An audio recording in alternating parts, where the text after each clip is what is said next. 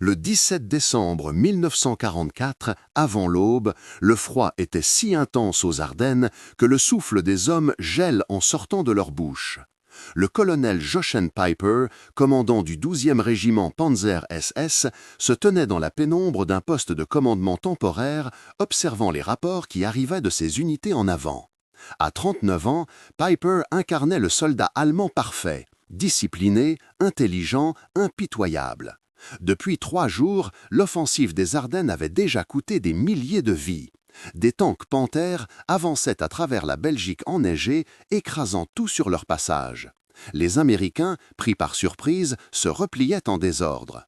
Pour Hitler, c'était le moment de la dernière chance. Pour Peiper, c'était une opportunité de prouver sa valeur une fois de plus au régime qu'il servait depuis 11 ans. Mais en ce matin glacial de décembre, quelque chose d'inattendu était sur le point de changer à jamais sa perception de la guerre. Vers 6 heures du matin, un officier de reconnaissance entra dans le poste de commandement couvert de neige et de boue. Son expression était étrange, un mélange de victoire et d'incrédulité. Il avait une information pour le colonel. Les troupes d'avant-garde avaient découvert un dépôt d'approvisionnement américain que les Alliés n'avaient pas eu le temps d'évacuer. Mais ce n'était pas n'importe quel dépôt. C'était un centre de ravitaillement en carburant, un énorme centre de ravitaillement en carburant. L'officier parlait de barils, de centaines de barils, de milliers de barils. Peiper sentit son pouls s'accélérer. Du carburant, c'était exactement ce que l'armée allemande recherchait désespérément. L'offensive des Ardennes souffrait déjà d'une crise logistique critique. Les réserves de fioul allemandes s'épuisaient rapidement. Les chars Panthère consommaient des quantités énormes de carburant. Sans combustible, les tanks n'étaient que du métal immobile. Sans combustible, l'offensive s'arrêterait. Mais avec ce dépôt, avec cette découverte inattendue, peut-être que l'offensive pourrait continuer. Peut-être même que les plans ambitieux d'Hitler pour percer les lignes alliées pourraient se concrétiser. Peiper ordonna immédiatement une escouade d'investigation. Il voulait voir le site lui-même. Il voulait comprendre l'ampleur de ce qu'ils avaient trouvé. Moins d'1 heure plus tard, il se tenait devant une installation militaire américaine organisée avec une précision quasi mathématique. Les barils de carburant étaient empilés en rangées parfaitement alignées. L'infrastructure était moderne, efficace, bien construite. Les Américains n'avaient pas seulement du carburant, ils avaient des systèmes de stockage sophistiqués, des équipements de pompage mécanisés, des registres détaillés de chaque gallon consommé. Peiper commença à examiner les documents. Son visage pâlit progressivement. Les chiffres qu'il lisait racontaient une histoire qu'il ne voulait pas entendre. Les rapports indiquaient que ce dépôt ne contenait pas seulement quelques milliers de gallons. Il contenait 50 000 gallons de carburant hautement raffiné. 50 000 gallons, c'était une fortune de combustible. C'était suffisant pour alimenter une division entière pendant plusieurs semaines. Mais tandis que Peiper continuait à lire, ses mains commencèrent à trembler. Ce n'était pas de l'excitation, c'était autre chose. Pire que la peur, c'était la reconnaissance d'une vérité qu'il avait inconsciemment refusé de voir. Les documents contenaient non seulement l'inventaire du dépôt, mais aussi des statistiques de consommation, des calculs de ravitaillement, des prévisions logistiques. En analysant ces données, Peiper réalisa que ce dépôt n'était qu'un seul point dans un réseau beaucoup plus vaste, un réseau qu'il n'avait jamais mesuré correctement, un réseau qui s'étendait sur des centaines de kilomètres. Et ce réseau fonctionnait à une échelle que l'Allemagne ne pouvait simplement pas égaler. Les regards des soldats autour de lui cherchaient la joie, l'enthousiasme d'un commandant victorieux. Mais Peiper ne pouvait pas leur donner ça, parce qu'en ce moment précis, alors que ses doigts tenaient ces documents, il comprenait quelque chose que peu d'autres commandants allemands avaient encore vraiment accepté. Il comprenait que cette guerre était perdue. Non pas parce que les Allemands manquaient de courage, non pas parce que leurs tanks n'étaient pas assez bons, non pas parce que leurs soldats n'étaient pas suffisamment loyaux. La guerre était perdue parce que l'Amérique disposait de ressources qu'aucun génie tactique, aucune stratégie brillante, aucun sacrifice héroïque ne pouvait surmonter. Et ce jour-là, en tenant ces documents entre ses mains tremblantes, Peiper sut que rien ne serait jamais plus comme avant. Mais attendez, il y a quelque chose d'encore plus troublant dans cette histoire, quelque chose qu'aucun officier allemand ne voulait vraiment examiner, quelque chose qui explique pourquoi Hitler croyait toujours à la victoire, même face à des preuves écrasantes du contraire. Et cette réalité, cette vérité mathématique inscrite dans les registres de consommation de carburant, allait forcer Piper à faire des choix dont les conséquences le poursuivraient pour le reste de sa vie. Si vous vous trouvez ici pour la première fois, abonnez-vous à la chaîne pour ne pas manquer les prochains épisodes de ces histoires extraordinaires. Jochen Piper n'était pas un soldat ordinaire. Il était le produit d'une Allemagne en transformation, d'une nation qui avait été humiliée après la Première Guerre mondiale et qui cherchait désespérément à retrouver sa grandeur perdue. Né le 18 décembre 1905 dans la ville de Berlin, Piper venait d'une famille prussienne aristocratique avec une tradition militaire remontant à plusieurs générations. Son père, Hubertus Piper, était un officier de cavalerie respecté. Son grand-père avait servi dans les guerres napoléoniennes. Pour un jeune homme issu de ce milieu, l'armée n'était pas simplement une carrière, c'était une vocation, un appel du sang, une destinée inscrite dans la moelle osseuse de sa famille. À 22 ans, en 1927, Piper avait rejoint les SS, l'organisation paramilitaire du parti nazi, bien avant que personne ne comprenne vraiment où cela mènerait. À cette époque, les SS n'étaient qu'une petite unité de garde du corps pour Hitler, composée de quelques milliers d'hommes zélés. Mais Piper voyait le potentiel. Il voyait une organisation jeune, dynamique, tournée vers l'avenir. Au cours de la décennie suivante, alors que les SS se transformaient en une machine de guerre massive, Piper grimpa les échelons avec une rapidité remarquable. Son intelligence était exceptionnelle, ses talents de commandant étaient innés. Il comprenait instinctivement la psychologie des hommes, comment les inspirer, comment les mener au combat, comment les maintenir unis dans les moments de crise. Pendant la campagne de Pologne en 1939, Piper s'était distingué par son audace tactique. Pendant l'invasion de la France en 1940, il avait participé à des opérations éclairs qui avaient choqué le monde militaire par leur rapidité et leur efficacité. Mais c'était en Union soviétique, pendant l'opération Barbarossa, commencée en 1941, que Piper avait vraiment prouvé ses capacités en tant que commandant. Il avait mené des raids profonds derrière les lignes soviétiques. Il avait organisé des retraits tactiques qui avaient sauvé des milliers de vies. Il avait remporté plusieurs victoires majeures contre des forces numériquement supérieures. Pour ses actions, il avait reçu la Croix de fer de première classe, une décoration accordée rarement et seulement aux guerriers les plus exceptionnels. Physiquement, Piper incarnait l'idéal du soldat nazi. Grand, musclé, avec des traits germaniques prononcés, il aurait pu servir d'affiche de recrutement pour les SS. Mais ce qui distinguait vraiment Piper, c'était son intelligence glaciale. Il était capable d'analyser des situations complexes avec une clarté remarquable. Il pouvait digérer rapidement de grandes quantités d'informations et en extraire les éléments essentiels. Il parlait couramment l'allemand bien sûr, mais aussi le français, l'anglais et le russe. Il lisait des livres de philosophie, d'histoire et de stratégie militaire. Il était cultivé, raffiné, capable de converser intelligemment sur presque n'importe quel sujet. Cependant, il y avait une fissure dans cette façade apparemment parfaite. Au cours de ses années en Union soviétique, Piper avait été témoin de choses qu'il ne pouvait pas oublier. Les massacres, les exécutions de civils, les ordres venus d'en haut pour commettre des actes inhumains. Piper avait toujours été un soldat loyal, obéissant aux ordres sans question.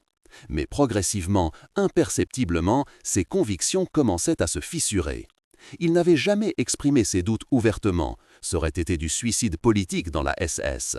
Mais intérieurement, il y avait un malaise croissant, une tension entre le soldat discipliné qu'il était devenu et l'homme qu'il était au plus profond de lui-même.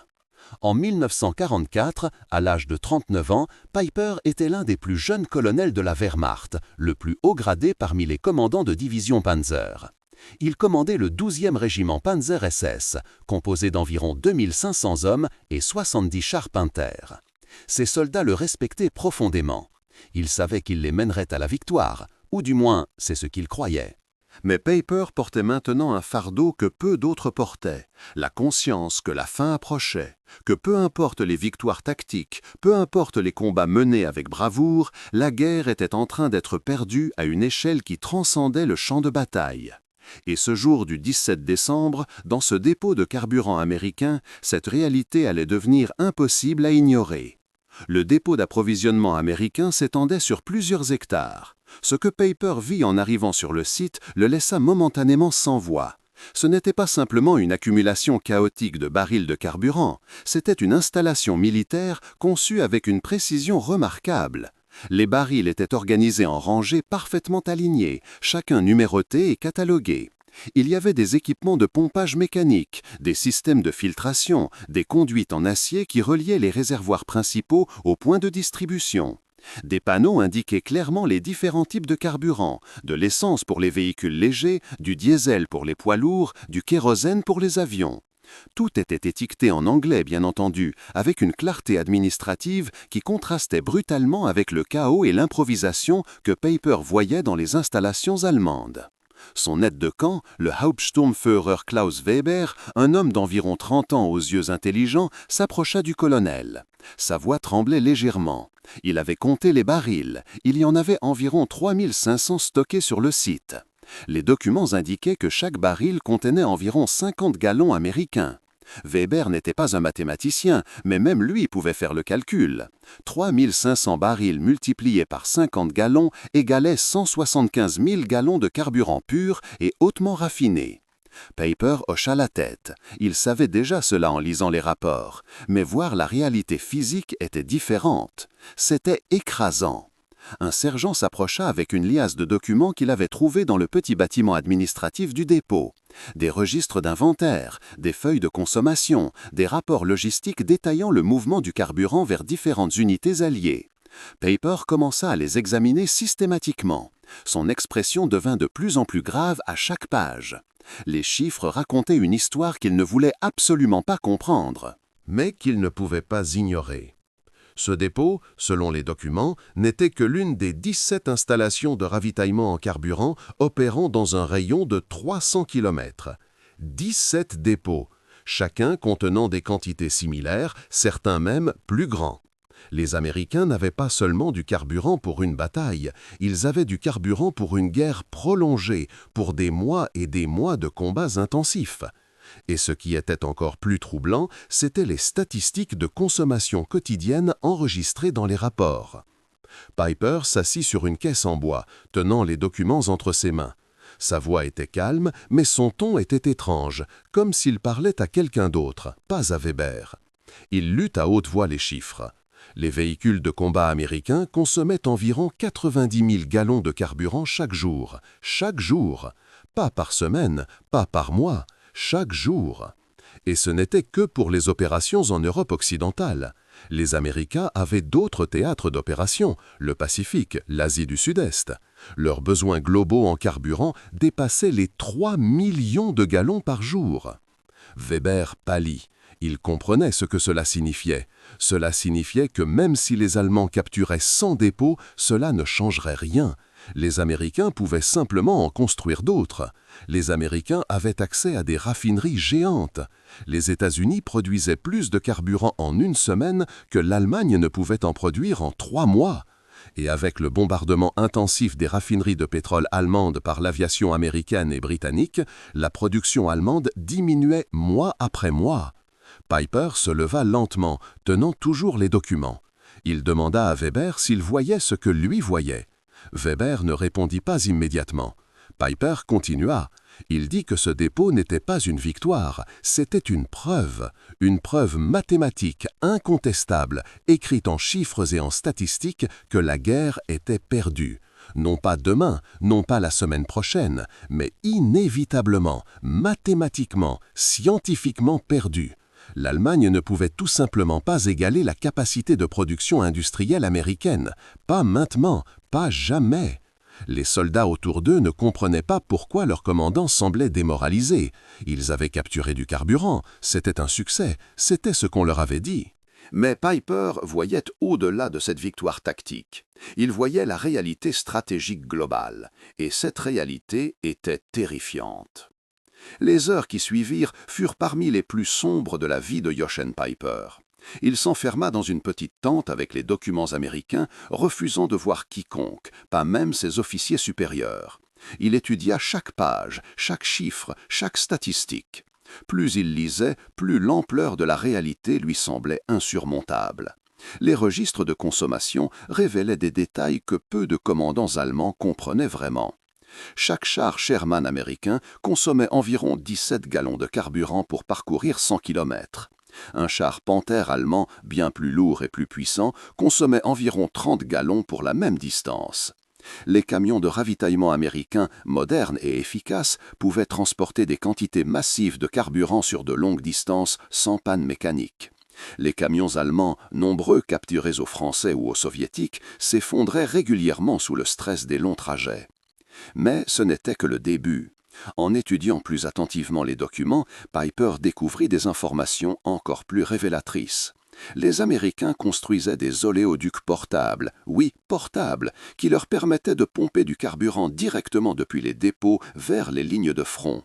Ils avaient développé des systèmes logistiques qui fonctionnaient comme une machine bien huilée. Quand une unité avait besoin de carburant, elle le recevait. Quand un dépôt était épuisé, il était réapprovisionné dans les 24 heures.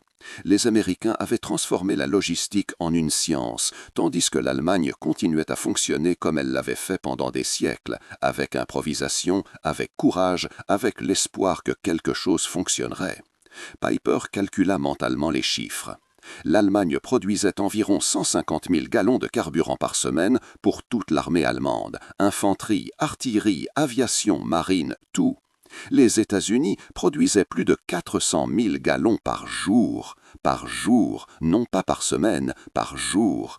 C'était une différence d'un ordre de grandeur si extrême qu'elle semblait presque absurde. C'était comme comparer une personne avec un marteau à une autre personne avec une usine entière. Et il y avait plus, beaucoup plus. Les documents contenaient des prévisions. Les Américains prévoyaient d'augmenter leur capacité de production de carburant de 40% au cours des 6 prochains mois. 40%! En même temps, les bombardements incessants des raffineries de pétrole allemandes réduisaient la production allemande chaque mois. Les calculs étaient inexorables. En 6 mois, le rapport serait 10-1. En un an, peut-être même 20-1. Vers minuit, Piper sortit de sa tente. Son visage était gris comme le béton. Weber l'attendait dehors, inquiet du silence prolongé du colonel. Piper regarda son aide de camp droit dans les yeux. Il lui dit quelque chose qu'aucun officier de la Wehrmacht ne devrait jamais dire, quelque chose qui aurait pu le faire dénoncer à la Gestapo, quelque chose qui aurait pu le condamner à mort. Il dit que Hitler avait perdu, non pas dans une bataille, non pas dans une campagne, il avait perdu la guerre, complètement, totalement, mathématiquement perdu. Et cette perte était devenue irrévocable environ 18 mois plus tôt, quand les Américains avaient commencé à produire du matériel de guerre à une échelle que l'Allemagne ne pouvait tout simplement pas égaler. Weber regarda autour de lui nerveusement. Si quelqu'un d'autre avait entendu cela, ils auraient tous les deux été arrêtés pour défaitisme, peut-être même exécutés. Mais Piper continua. Il dit que l'offensive des Ardennes était une dernière convulsion, un geste de désespoir, non pas une stratégie réaliste. Peut-être qu'il pourrait remporter quelques victoires tactiques, peut-être qu'il pourrait infliger des pertes aux Alliés. Mais à la fin, la logistique impitoyable de la production industrielle américaine les écrase, inévitablement, inexorablement. Le reste de la nuit, Piper ne dormit pas. Il restait assis devant un feu de camp, regardant les flammes dansantes, tenant les documents américains entre ses mains tremblantes. Ses soldats dormaient autour de lui, ignorant du fardeau que portait leur commandant. Ils croyaient encore à la victoire, ils croyaient encore aux promesses d'Hitler, ils croyaient encore que la science allemande et l'esprit allemand pouvaient triompher de toute adversité. Mais Piper savait la vérité. Et cette vérité terrible et inévitable inscrite dans les chiffres de production industrielle, allait le hanter pour le reste de sa vie. Le 18 décembre au matin, Piper prit une décision qui changerait à jamais le cours de sa vie. Il rédigea un rapport détaillé à l'intention de ses supérieurs hiérarchiques, en particulier au général Hasso von Manteuffel, commandant de la 5e armée Panzer. Le rapport était méticuleux, objectif, rempli de chiffres et de statistiques. Il n'y avait aucune émotion, aucune hystérie, juste une analyse froide et mathématique de la réalité stratégique. Piper y énumérait les capacités de production américaines, les réserves de carburant alliées, le taux de consommation quotidien, les projections pour les 6 mois à venir. Il y incluait même des copies des documents américains qu'il avait capturés, en traduisant les chiffres clés de l'anglais à l'allemand pour que même les officiers les moins analytiques comprennent. Sa conclusion était simple, directe et profondément troublante. L'offensive des Ardennes échouerait. Non pas parce que les Allemands n'avaient pas assez de courage, non pas parce que leurs tanks n'étaient pas assez bons, non pas parce que leur stratégie était mal pensée. L'offensive échouerait parce que les Américains avaient une supériorité matérielle tellement écrasante que même une débâcle tactique temporaire ne pouvait pas changer le résultat final. Les Alliés avaient le luxe de pouvoir absorber les pertes et de continuer. L'Allemagne n'avait pas ce luxe. Peiper remit le rapport personnellement au quartier général de la 5e armée Panzer en fin d'après-midi.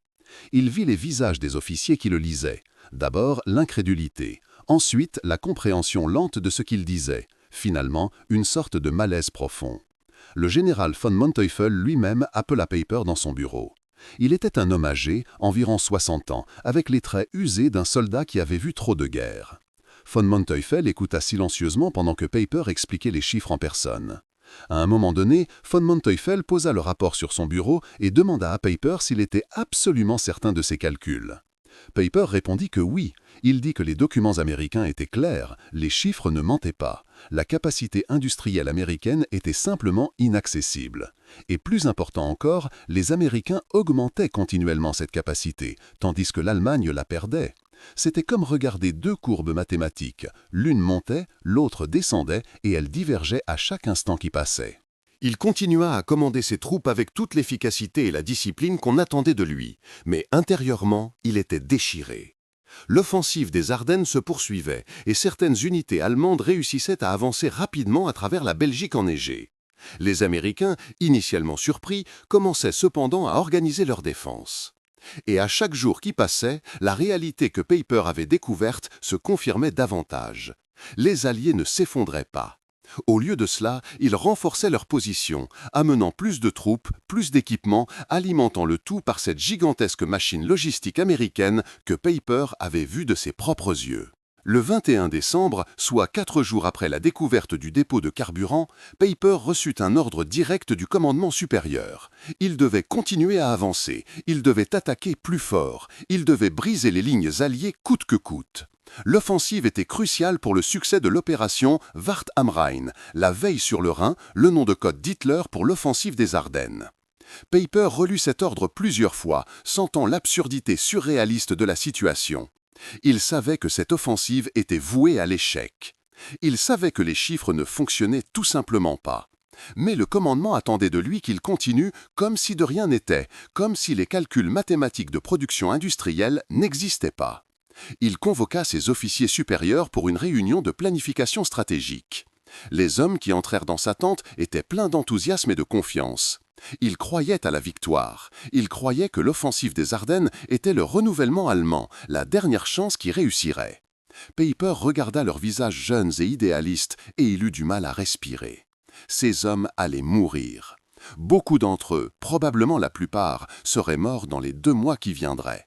Et il savait pourquoi. Il savait exactement pourquoi, en détails horrifiants. Pendant la réunion, Peiper posa une série de questions apparemment innocentes à ses officiers. Combien de carburant avait-il? Assez pour combien de jours de combat intensifs? Quelles étaient les réserves de munitions? Qu'en est-il des pièces de rechange pour les chars? Où allaient les Américains puiser leur ravitaillement? Les officiers répondirent du mieux qu'ils pouvaient. Mais aucun d'eux ne possédait les données complètes que Peiper avait maintenant. Quand Peiper commença à expliquer la capacité de production américaine, sans révéler ses sources, les visages autour de la table devinrent progressivement pâles. Le Hauptsturmführer Ernst Keller, un jeune officier d'environ 28 ans, posa une question directe. Il demanda au colonel s'il pensait vraiment que l'offensive pouvait réussir. Peiper hésite. Il voulait dire la vérité, il voulait crier la vérité, mais il savait que s'il le faisait, il serait arrêté dans l'heure. La Gestapo était partout. Il y avait des agents provocateurs même au sein de l'état-major. Dire publiquement que l'offensive était perdue d'avance serait considéré comme du sabotage, de la trahison. Il serait fusillé. Et probablement ses officiers aussi, simplement pour l'avoir écouté. Alors Piper dit quelque chose d'étrange. Il dit que l'offensive avait des chances, que les Allemands avaient surpris les Alliés, que les Américains avaient des capacités impressionnantes, oui, mais peut-être que ces capacités avaient des limites que personne n'avait vraiment testées. Il dit cela en étudiant les visages de ses officiers, les observant pour voir qui comprenait vraiment ce qu'il tentait de communiquer indirectement.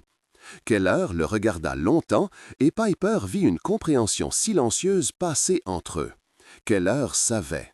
D'une façon ou d'une autre, Keller comprenait ce que Piper essayait de dire sans vraiment le dire.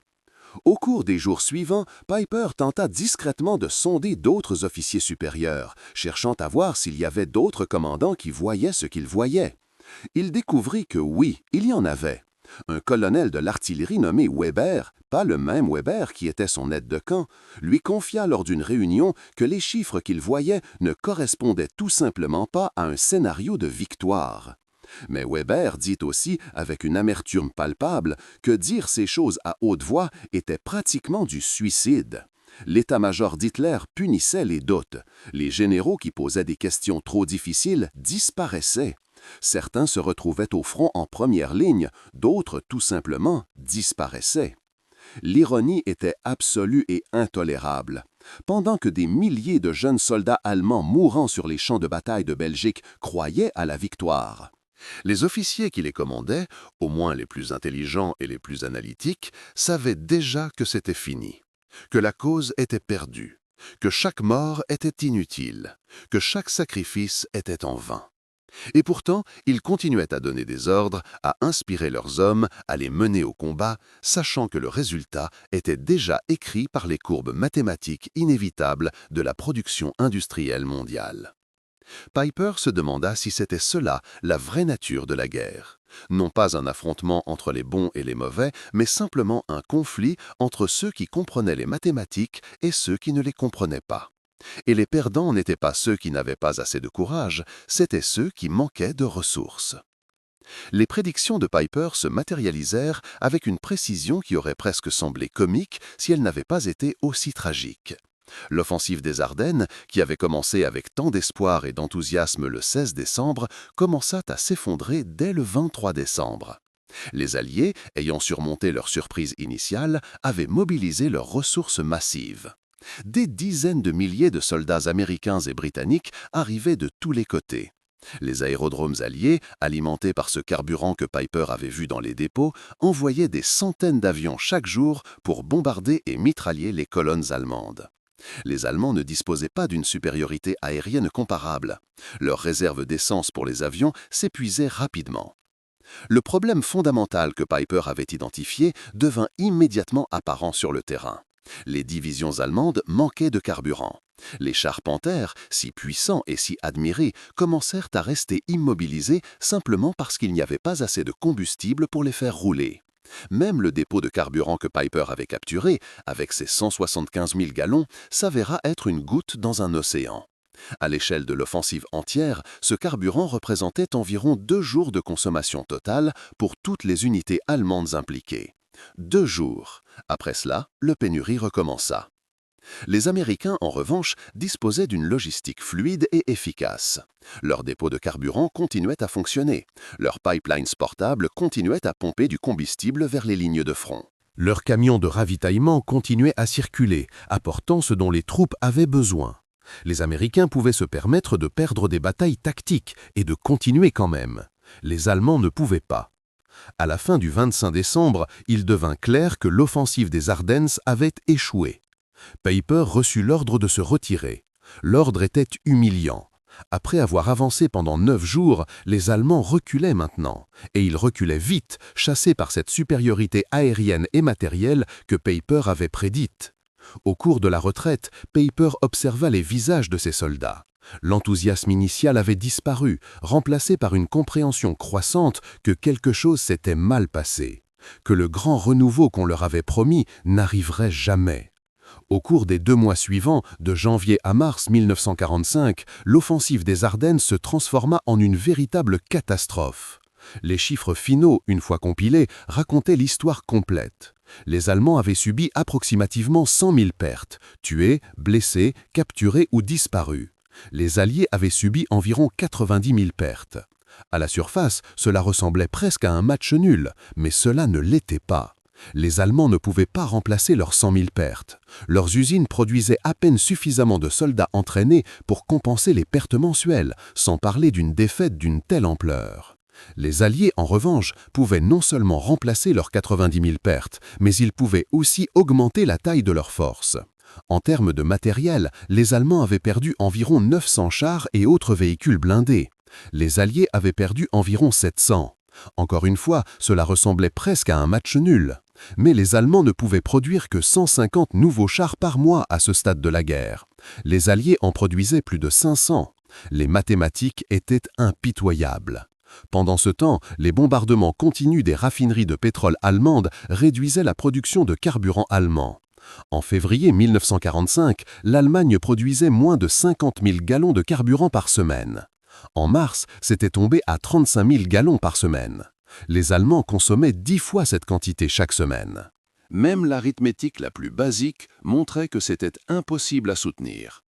Piper continua à commander ses troupes avec discipline et honneur, mais il y avait maintenant un vide émotionnel en lui. Il savait ce qui allait se passer. L'Allemagne serait écrasée. Les Alliés avanceraient d'est et d'ouest. Berlin tomberait. Tout serait fini. Et tout cela avait pu être prévu, vu, compris, en regardant simplement les statistiques de production industrielle. En avril 1945, seulement 4 mois après sa découverte du dépôt de carburant, l'Allemagne se rendit. L'offensive finale alliée en Europe était en cours. Les troupes américaines approchaient de l'Allemagne depuis l'ouest. L'armée rouge avançait depuis l'est. C'était fini. Piper fut capturé par les forces américaines le 21 mai 1945, environ 4 semaines après la reddition allemande officielle. Il fut emprisonné en tant que criminel de guerre, accusé d'atrocités commises pendant la guerre. Les accusations étaient complexes et controversées, certaines étaient probablement justes, d'autres probablement exagérées ou fausses. Mais Piper ne se battit pas pour sa vie avec la passion qu'on aurait pu attendre. Il était épuisé, brisé. L'homme qui avait une fois cru à la grandeur du régime nazi était maintenant une coquille vide, un homme vidé de conviction, porteur simplement de la connaissance terrible qu'il aurait pu changer les choses s'il avait osé parler la vérité plus tôt, plus fort, plus clairement. Partagez cette histoire avec quelqu'un, dites-leur comment les mathématiques et la logistique gagnent les guerres. Josh N. Piper fut exécuté le 14 juillet 1946, environ 13 mois après sa capture. Il avait 39 ans. Son exécution fut controversée. Beaucoup d'historiens et d'experts militaires ont débattu de sa culpabilité sur les accusations spécifiques retenues contre lui. Mais ce que personne ne pouvait nier, c'est que Piper représentait quelque chose de profond et de troublant sur la nature de la guerre moderne et sur la tragédie inévitable de ceux qui comprennent trop tard ce que la logistique et les mathématiques révèlent. Avant son exécution, Piper accorda plusieurs interviews à des historiens et à d'autres prisonniers. Il parla ouvertement du jour où il avait découvert le dépôt de carburant américain. Il expliqua en détail comment ce moment avait changé sa compréhension de la guerre. Il décrivit le moment exact où il réalisa que tout était perdu, non pas à cause de l'incompétence, mais à cause des mathématiques pures et implacables de la production industrielle. Il parla du poids de cette connaissance, du fardeau de savoir que la victoire était impossible tout en étant forcé de continuer comme si elle était possible. Ce qui est remarquable, c'est que Piper n'était pas unique dans cette réalisation. Après la guerre, les historiens découvrirent que il décrivit le moment exact où il réalisa que tout était perdu, non pas à cause de l'incompétence, mais à cause des mathématiques pures et implacables de la production industrielle. Il parla du poids de cette connaissance, du fardeau de savoir que la victoire était impossible tout en étant forcé de continuer comme si elle était possible. Ce qui est remarquable, c'est que Piper n'était pas unique dans cette réalisation. Après la guerre, les historiens découvrirent que plusieurs généraux allemands de haut niveau avaient compris exactement la même chose à peu près à la même époque. Le général Alfred Jodl, chef du haut commandement de la Wehrmacht, avait calculé des chiffres similaires. Le général Kurt Zeitzler, chef d'état-major de l'armée, avait exposé des analyses similaires à Hitler. Même Adolf Hitler lui-même, dans ses moments de lucidité, reconnaissait parfois que les chiffres ne fonctionnaient pas. Mais aucun d'eux n'avait le pouvoir de changer le cours des événements. Le système politique nazi ne tolérait pas la rationalité. Il ne tolérait pas les analyses froides et mathématiques qui contredisaient la vision du Führer. La leçon que l'histoire de Jochen Peiper nous enseigne dépasse de loin le contexte spécifique de la Seconde Guerre mondiale. C'est une leçon sur la nature fondamentale du pouvoir dans le monde moderne. Dans le XIXe siècle, la victoire militaire dépendait largement du courage personnel et de l'habileté tactique. Un général brillant pouvait surmonter une armée plus grande par une manœuvre magistrale. Un régiment courageux pouvait tenir contre des forces écrasantes grâce à la détermination pure. Mais au XXe siècle, quelque chose avait changé. Le calcul était devenu roi. La capacité de production industrielle était devenue le véritable déterminant de la victoire militaire. Les nations qui pouvaient produire plus de tanks, plus d'avions, plus de munitions, plus de carburant, ces nations gagnaient. C'était aussi simple et aussi terrible que cela. La bravoure ne suffisait pas. L'intelligence ne suffisait pas. La stratégie brillante ne suffisait pas. Seule la capacité à transformer les ressources naturelles en armes et en munitions à une échelle incomparable mattered. Et les Alliés avaient cette capacité. L'Allemagne ne l'avait pas. Les chiffres finaux le prouvent sans équivoque. Pendant toute la guerre, de 1939 à 1945, l'Allemagne produisit approximativement 43 000 avions de combat. Les États-Unis en produisirent 99 000. L'Allemagne produisit environ 27 000 chars et véhicules blindés. Les Alliés en produisirent environ 200 000. En termes de carburant raffiné, les États-Unis produisirent environ 2,5 milliards de barils pendant la durée de la guerre. L'Allemagne en produisit moins de 300 millions. C'étaient les mathématiques, c'était le calcul implacable qui, aucun geste héroïque, aucun sacrifice patriotique, aucune détermination ne pouvait surmonter. Et c'était cette réalité que Peiper avait vue de ses propres yeux le 17 décembre 1944 dans un dépôt de carburant en Belgique en tenant entre ses mains des documents qui chiffraient l'impossible. Mais il y a une ironie plus profonde encore. La leçon que l'histoire de Peiper nous enseigne ne s'applique pas seulement aux conflits armés du passé. Elle s'applique à la compétition géopolitique moderne, à la compétition économique, à la compétition technologique. Ceux qui contrôlent les ressources, ceux qui peuvent produire à l'échelle, ceux qui ont une avance dans la capacité de production technologique, ce sont ceux qui gagnent. C'est pourquoi les États-Unis ont dominé le XXe siècle. C'est pourquoi la Chine cherche maintenant à construire une capacité de production industrielle comparable. C'est pourquoi chaque nation cherche à sécuriser ses approvisionnements en ressources critiques. Peiper, dans ses derniers jours, médita sur cette question. Que se serait-il passé s'il avait parlé plus tôt, plus fort, s'il avait risqué sa vie en allant directement au Führer avec ses chiffres, s'il avait tenté de mobiliser d'autres officiers, de fomenter une révolte au sein du commandement militaire? Aurait-il pu changer le cours de l'histoire? Probablement pas. Le système était trop puissant. L'idéologie était trop profondément enracinée. Mais peut-être, juste peut-être, aurait-il pu sauver des vies. Peut-être que quelques milliers de jeunes soldats auraient pu rester vivants. Peut-être que quelques villes auraient pu être épargnées de la destruction. Peut-être que le poids de cette responsabilité non assumée était finalement plus lourd que les accusations de crimes de guerre qui le menaient à sa mort. L'histoire de Jochen Peiper est une histoire sur la puissance des mathématiques. C'est une histoire sur la façon dont les nombres froids, les statistiques, les calculs de capacité de production peuvent avoir plus de pouvoir que le courage, que la ruse, que la volonté. C'est une histoire sur la tragédie de ceux qui voient la vérité trop tard. C'est une histoire qui reste étonnamment pertinente aujourd'hui dans un monde où la supériorité technologique et la capacité de production continuent de déterminer l'équilibre des pouvoirs entre les nations. Et c'est pourquoi nous nous souvenons de Peiper, pas comme un héros, pas comme un vilain, mais comme un homme qui comprenait quelque chose de fondamental sur la nature du monde moderne, que les guerres se gagnent et se perdent dans les usines avant même qu'un coup de feu soit tiré. Abonnez-vous et activez la cloche de notification pour ne pas manquer les prochaines histoires où la science, la logistique et les mathématiques changent le cours de l'histoire.